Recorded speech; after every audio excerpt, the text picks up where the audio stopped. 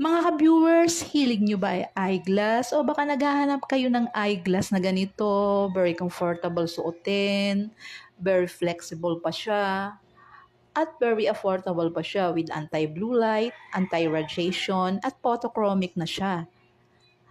Pang-unisex pa siya at pwedeng-pwede siyang pang-indoor and outdoor.